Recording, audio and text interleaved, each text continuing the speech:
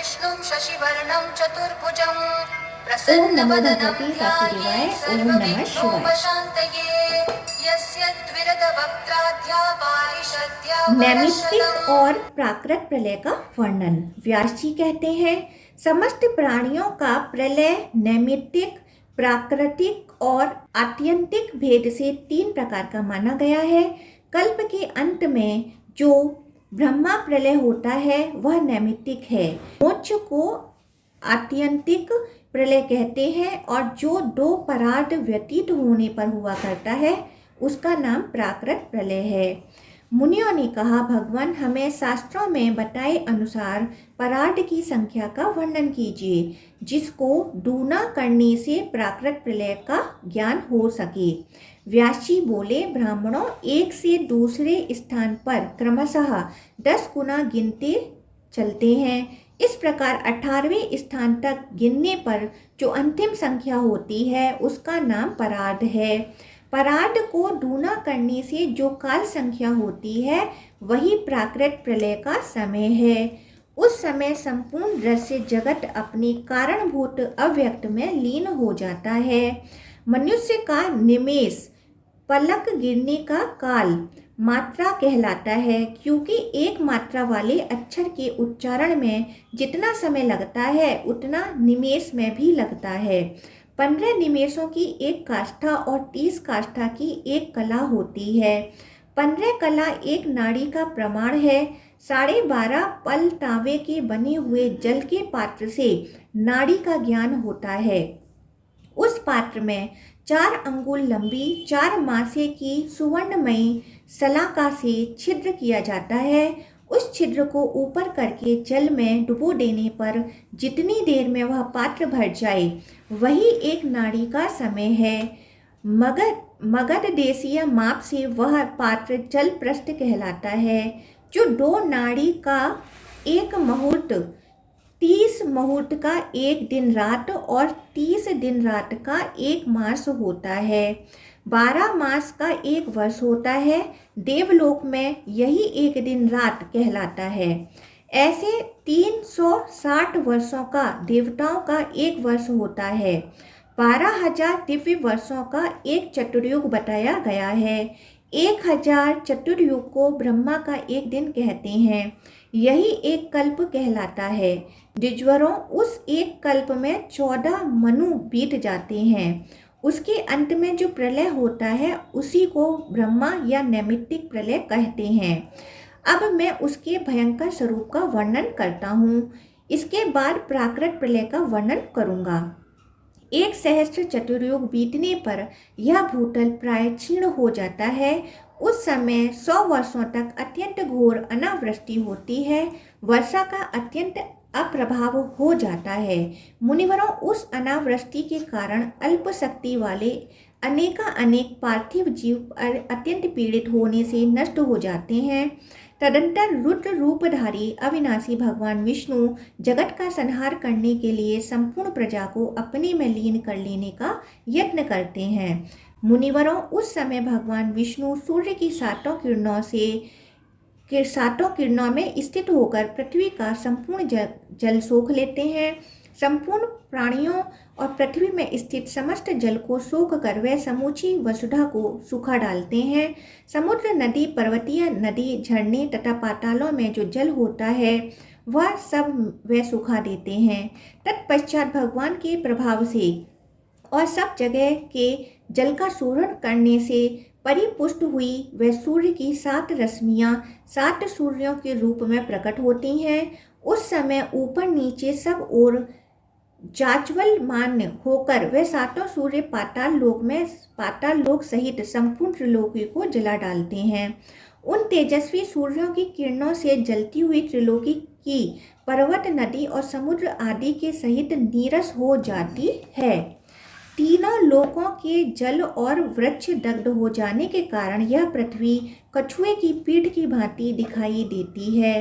तदंतर भूत सर्ग का संहार करने वाले काल गिरिड रूपधारी श्रीहरि शेषनाग के श्वास जनित ताप से नीचे के समस्त पाताल को जलाना आरंभ करते हैं। सातों पातालों को भस्म कर डालने के पश्चात वह प्रचंड अग्नि भूमि पर पहुंचकर संपूर्ण भूमंडल को भी भस्म कर डालती है। फिर भुवरलोक और स्वर्गलोक को जलाकर ज्वालामालाओं के महान आवर्त के रूप में वह दारुण अग्नि सब ओर चक्कर लगाने लगती है। उस समय प्रचंड लपटों से घिरी हुई यह सारी त्रिलोकी जलते हुए कड़हा सी प्रतीत होती है। तत्पश्चात भुवरलोक और स्वर्गलोक के निवासी अत्यंत ताप से संतप्त एवं क्षीण शक्ति होकर कहीं रहने के लिए स्थान न होने से महरलोक में चले जाते हैं। वहाँ के लोग भी उस महान ताप से तप्त हो वहाँ से हटकर जनलोक में प्रवेश करते हैं। मुनिवरों, इसके बाद रुद्र रूपधारी श्री जनार्दन संपूर्ण जगत को दग्ध करके अपने मुख के निश्वास में मेघों को प्रकट करते हैं। उस समय आकाश में घोर संवर्तक मेघ उमड़ आते हैं जो बड़े बड़े गजराजों से के समान प्रतीत होते हैं। वे बिजली की गड़गड़ाहट के साथ भयंकर गर्जना करते हैं। उनका आकार विशाल होता है। अपनी विकट गर्जना से वे संपूर्ण आकाश को व्याप्त कर लेते हैं और मूसलाधार पानी बरसाकर त्रिलोकी के भीतर फैले हुए उस अत्यंत भयंकर अग्नि को पूर्ण रूप से बुझा देते हैं। रथ की धुरी के समान स्थूल धाराओं की वर्षा करते हुए संपूर्ण जगत को जल से आप्लावित कर देते हैं। संपूर्ण भूतल को जलमग्न करके पश्चात वह भुवरलोक को भी डुबा देते हैं। उस समय संसार में सब ओर अंधकार छा जाता है। चर और अचर सब नष्ट हो जाते हैं। उस अवस्था में वह महान संवर्तक मेघ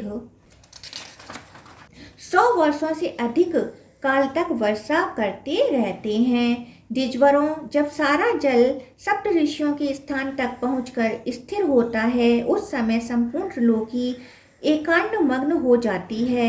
तदंतर भगवान विष्णु के निश्वास से प्रकट हुई वायु उन मेघों को छिन्न भिन्न कर देती है और 100 वर्षों से अधिक काल तक बहती रहती है। फिर विश्व के आदि कारण अनादि अचिंत एवं सर्वभूत में भूत भावन भगवान संपूर्ण वायु को पीकर एकांड वर्ण के जल में शेषनाग की सैया पर आसीन होते हैं। वे आदिकर्ता भगवान श्री हरि ब्रह्मा जी का रूप धारण करके शयन करते हैं। उस समय जनलोक के सनकादि सिद्ध उनकी स्तुति करते हैं और ब्रह्मालोक के मुमुक्षु उनका चिंतन करते रहते हैं। वे परमेश्वर अपनी मायामयी दिव्य योग निद्रा के आश्रय ले अपने ही वासुदेव नामक स्वरूप का चिंतन करते हैं। विप्रवरों, यह नैमित्तिक नाम का प्रलय है। इसमें निमित्त यही है कि उस समय ब्रह्मा रूपधारी श्री हरि शयन करते हैं। जब तक सर्वात्मा श्री हरि जागते हैं तब तक सारा जगत सचेष्ट रहता है और जब वे मायामयी सैया पर शयन करते हैं उस समय सारा जगत विलीन हो जाता है। ब्रह्मा जी का जो सहस्र चतुर्युग का दिन होता है, एकांत वन में शयन करने पर उनकी उतनी ही बड़ी रात्रि होती है।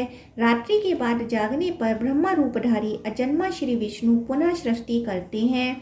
यह बात मैं पहले बतला चुका हूँ। यह कल्प का संहार अंतर प्रलय अथवा नैमित्तिक प्रलय कहा गया।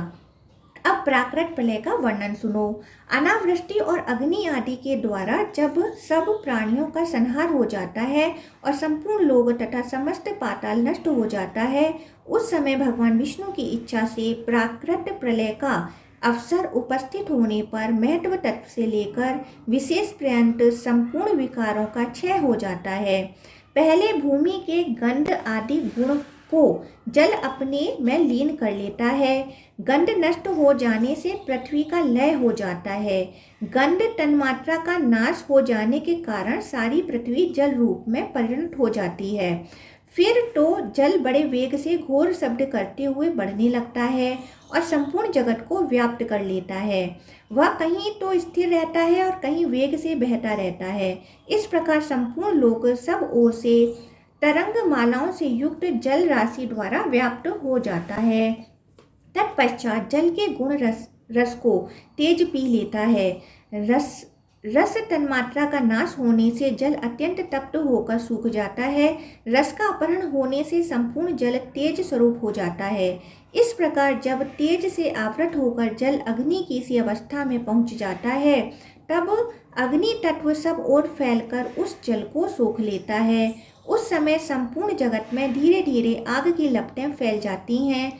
जब सारा जगत ऊपर नीचे और इधर उधर अग्नि की ज्वालाओं से व्याप्त हो जाता है, तब अग्नि के प्रकाशक गुण रूप को वायु तत्व अपने में लीन कर लेता है। सबके कारण स्वरूप वायु में जब अग्नि का प्रकाश के तत्व रूप विलीन हो जाते हैं, तब रूप तन मात्रा के नष्ट हो जाने से अग्नि तत्व रूपहीन हो स्वयं ही शांत हो जाता है। फिर वायु प्रचंड गति से चलने लगती है। तेजस तत्व की वायु में स्थित हो जाने से जगत में प्रकाश नहीं रह जाता। तब वायु तत्व अपने उद्भव और लय स्थान आकाश का आश्रय ले ऊपर नीचे अगल बगल एवं दसों दिशाओं में बड़े वेग से बहने लगता है। तदंतर वायु के भी गुण स्पर्श को आकाश ग्रस लेता है। इससे वायु शांत हो जाती है और केवल आवरण शून्य आकाश रह जाता है।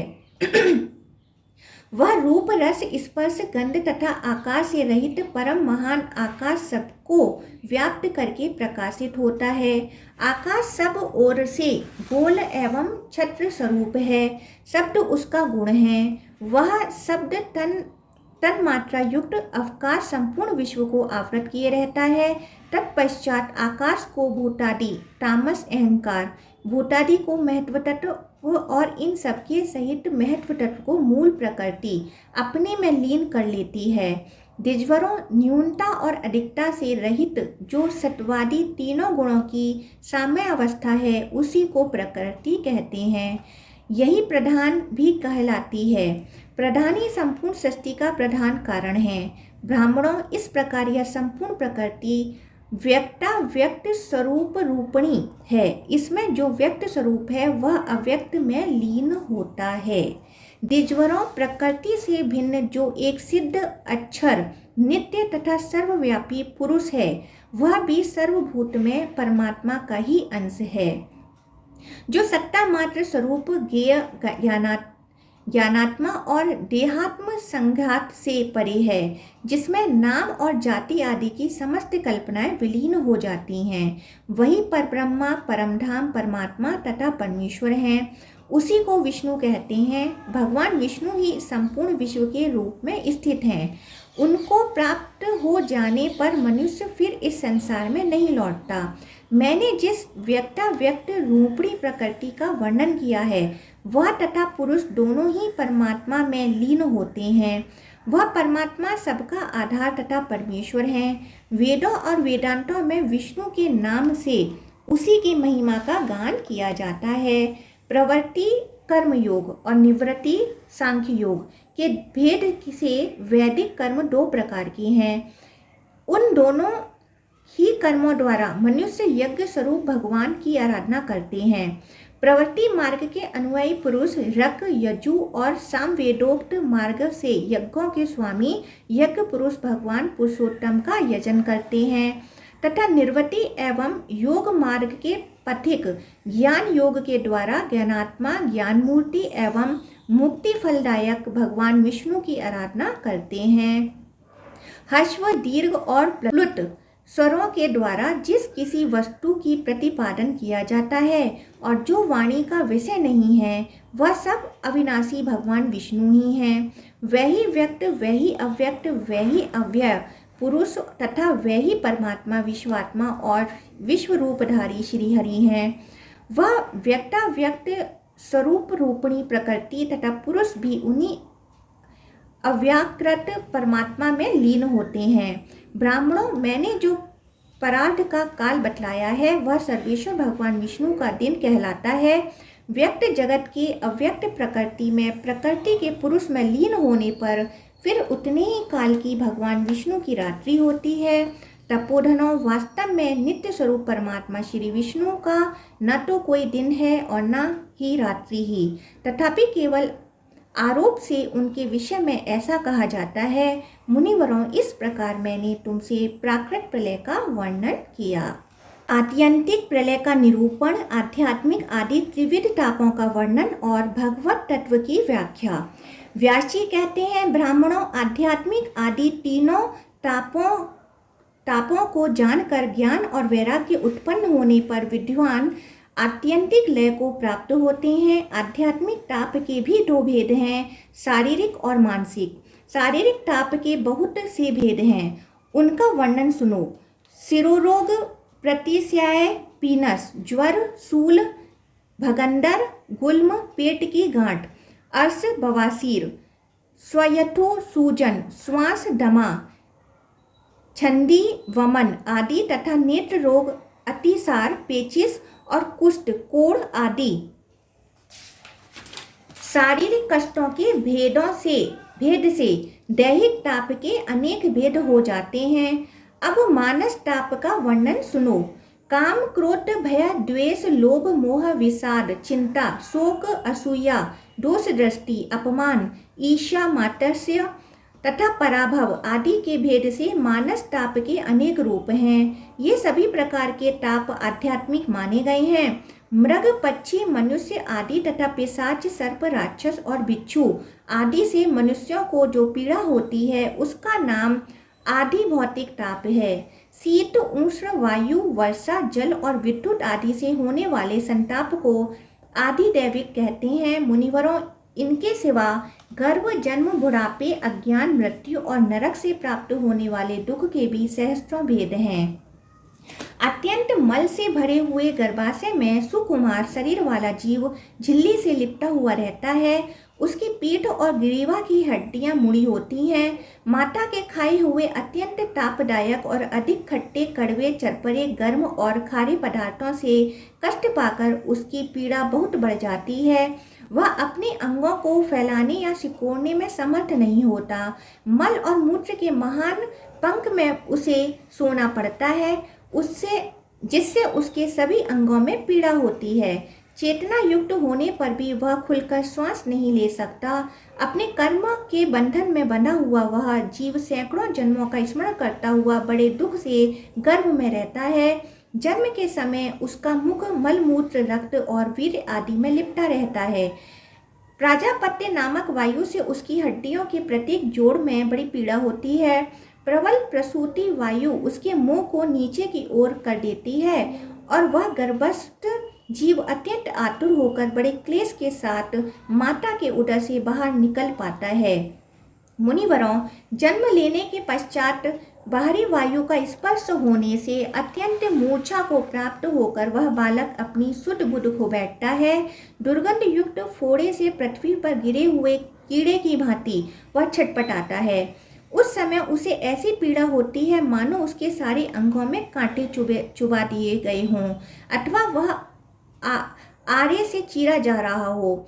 उसे अपने अंगों को खुजलाने की भी शक्ति नहीं रहती। वह करवट बदलने में भी असमर्थ होता है। स्तनपान आदि आहार भी उसे दूसरों की इच्छा से ही प्राप्त होता है।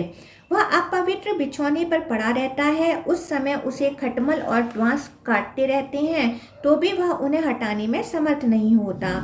इस प्रकार जन्म के समय उसे अनेक दुख उठाने पड़ते हैं। जन्म के बाद भी वह बाल्यावस्था में आदि भौतिक आदि अनेक दुखों का भागी होता है। अज्ञान अंधकार से आच्छादित मूढ़ अंत कारण वाला मनुष्य यह नहीं जानता कि मैं कहाँ से आया हूँ, कौन हूँ, कहाँ जाऊँगा, क्या मेरा स्वरूप है, मैं किस बंधन से बंधा हुआ हूँ, क्या इस बंधन का कुछ कारण भी है या यह अकारण ही प्राप्त हुआ है, मुझे क्या करना चाहिए और क्या नहीं करना चाहिए, मेरे लिए क्या कहना और क्या ना कहना उचित है, मेरे लिए क्या धर्म है और क्या अधर्म, किसके प्रति कैसा बर्ताव करना उचित है, क्या कर्तव्य है और क्या अकर्तव्य, तथा कौन सा कार्य गुणयुक्त है और कौन सा दोषयुक्त। इस प्रकार पशु के समान मूढ़ तथा शिष्णोदरपरायण मनुष्यों को अज्ञान जनित महान दुख प्राप्त होता है। ब्राह्मणों, अज्ञान तामसिक भाव है, अतः अज्ञानी पुरुषों की तामसिक कर्मों के अनुष्ठान में ही प्रवृत्ति होती है। इससे शास्त्र विहित कर्म का लोप हो जाता है। महर्षियों ने शास्त्र विहित कर्मों के लोप का फल नरक बतलाया है। अतः अज्ञानी पुरुषों को इस लोक और परलोक में भारी दुख भोगना पड़ता है। वृद्धावस्था से शरीर के जर्जर हो जाने पर पुरुष का प्रत्येक अंग शिथिल हो जाता है, उसके दांत कमजोर होकर गिर जाते हैं, शरीर में झुर्रियां पड़ जाती हैं और सब ओर नस नाड़ियां दिखाई देने लगती हैं। नेत्रों की दूरस्थ वस्तुओं को देखने की शक्ति नष्ट हो जाती है। नेत्रों की पुतलियां गोलकों में समा जाती हैं। नासिकाओं के छिद्रों में बहुत से रोए जमकर बाहर निकल आते हैं। शरीर कांपने लगता है, सब हड्डियां दिखाई देने लगती हैं। मेरुदंड झुक जाता है। जठराग्नि मंद पड़ जाने के कारण उसका आहार कम हो जाता है, उससे कामकाज भी कम ही हो पाता है। घूमने फिरने, उठने बैठने और सोने आदि की चेष्टा भी बड़ी कठिनाई से होती है। कानों और नेत्रों की शक्ति मंद पड़ जाती है। सदा लार बहते रहने से मुख मलिन हो जाता है। समस्त इंद्रियां काबू के बाहर हो जाती हैं। मनुष्य मृत्यु के निकट पहुंच जाता है। उसको उसी समय अनुभव किए हुए सभी पदार्थों की स्मृति नहीं रहती। एक बार भी कोई बात कहने में उसकी बड़ा भारी परिश्रम होता है।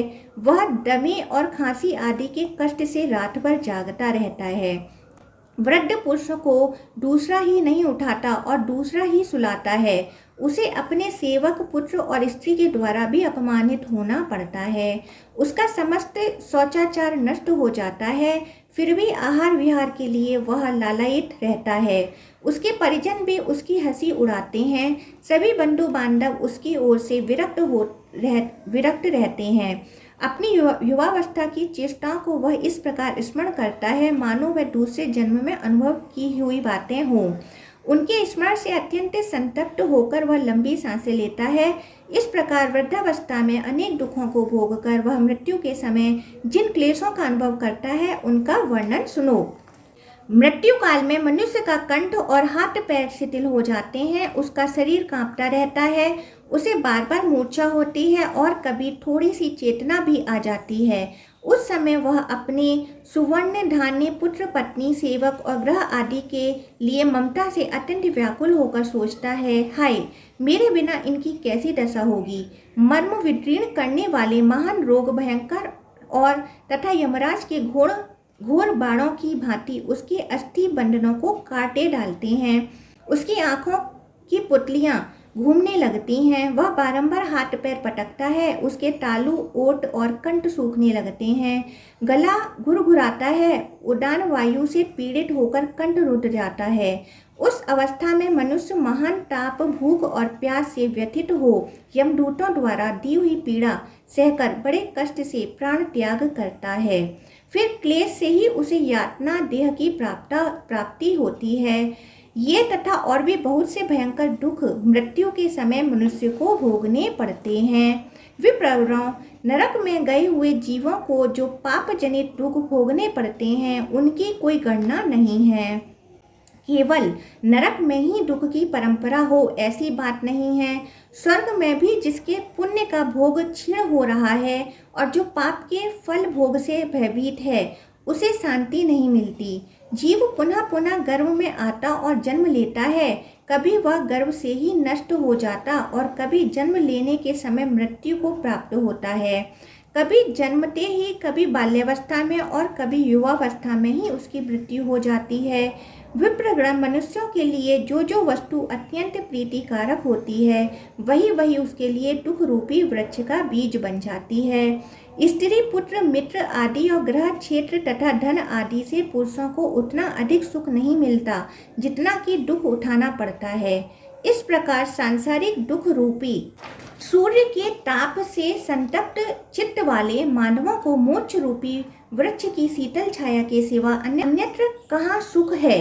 अतः विद्वानों ने गर्भ, जन्म और बुढ़ापा आदि स्थानों में होने वाले आध्यात्मिक आदि त्रिविध दुख समूहों को दूर करने के लिए एकमात्र भगवत प्राप्ति को ही अमोघ औषधि बताया है। उससे बढ़कर आहार्य जनक और सुख स्वरूप दूसरी कोई औषधि नहीं है। अतः बुद्धिमान पुरुषों को भगवत प्राप्ति के लिए सदा ही यत्न करना चाहिए। द्विजवरों, भगवत प्राप्ति के दो साधन कहे गए हैं, ज्ञान और कर्म। ज्ञान भी दो प्रकार के हैं, शास्त्रजन्य और विवेकजन्य। शास्त्रजन्य ज्ञान शब्द ब्रह्मा का और विवेकजन्य ज्ञान पर ब्रह्मा का स्वरूप है। अज्ञान गाढ़ अंधकार के समान है, उसको नष्ट करने के लिए शास्त्रजन्य ज्ञान दीपक के समान और विवेकजन्य ज्ञान साक्षात सूर्य के सदृश माना गया है। मुनिवरों, मनु जी ने वेदार्थ का स्मरण करके इसके विषय में जो विचार प्रकट किया है उसे बताता हूँ, सुनो। ब्रह्मा के दो स्वरूप जानने योग्य हैं, शब्द ब्रह्मा और पर ब्रह्मा। जो शब्द ब्रह्मा में पारंगत है वह पर ब्रह्मा को प्राप्त कर लेता है। अथर्ववेद की श्रुति कहती है कि परा और अपरा ये दो विद्याएं जानने योग्य हैं। परा विद्या से अक्षर ब्रह्मा की प्राप्ति होती है तथा ऋग्वेदादि शास्त्र ही अपरा विद्या हैं। वह जो अव्यक्त जरावस्था से रहित, अचिंत्य, अजन्मा, अविनाशी, अनिर्देश्य, अरूप, हस्त पादादि से रहित, सर्वव्यापक, नित्य, सब भूतों का कारण तथा स्वयं कारण रहित हैं, जिससे संपूर्ण व्याप्य वस्तु व्याप्त है, जिसे ज्ञानी पुरुष ही ज्ञान दृष्टि से देखते हैं, वही परब्रह्मा और वही पराधाम है। मोक्ष की अभिलाषा रखने वाले पुरुषों को उसी का चिंतन करना चाहिए। वही भगवान विष्णु का वेद वाक्यों द्वारा प्रतिपादित परम पद है, जो संपूर्ण भूतों की उत्पत्ति, प्रलय, आगमन, गमन तथा विद्या और अविद्या को जानता है, उसी को भगवान कहना चाहिए। त्यागने योग्य त्रिविध गुण आदि को छोड़कर समग्र ज्ञान, समग्र शक्ति, समग्र बल, समग्र ऐश्वर्य, समग्र वीर्य और समग्र तेज ही भगवत शब्द के वाच्यार्थ हैं। इस दृष्टि से श्री विष्णु ही भगवान हैं। उन परमात्मा श्री हरि में संपूर्ण भूत निवास करते हैं तथा वह भी सर्व आत्मा स्वरूप सब भूतों में स्थित हैं। अतः वे वासुदेव कहे गए हैं। पूर्व काल में महर्षियों के पूछने पर स्वयं प्रजापति ब्रह्मा ने अनंत भगवान वासुदेव के नाम की यह यथार्थ व्याख्या बतलाई थी। संपूर्ण जगत के धाता और विधाता भगवान श्री हरि संपूर्ण भूतों में वास करते हैं और संपूर्ण भूत उनमें वास करते हैं, इसलिए उनका नाम वासुदेव है। वे परमात्मा निर्गुण, समस्त आवरणों से परे और सबके आत्मा हैं। संपूर्ण भूतों की प्रकृति तथा उसके गुण और दोषों की पहुंच के बाहर हैं। संपूर्ण भुवनों के बीच में जो कुछ भी स्थित है वह सब उनके द्वारा व्याप्त है। समस्त कल्याणमय गुण उनके स्वरूप हैं। उन्होंने अपनी माया शक्ति के लेस मात्र से संपूर्ण प्राणियों की सृष्टि की है। वे अपनी इच्छा से मन के अनुरूप अनेक शरीर धारण करते हैं तथा उन्हीं के द्वारा संपूर्ण जगत के कल्याण का साधन होता है।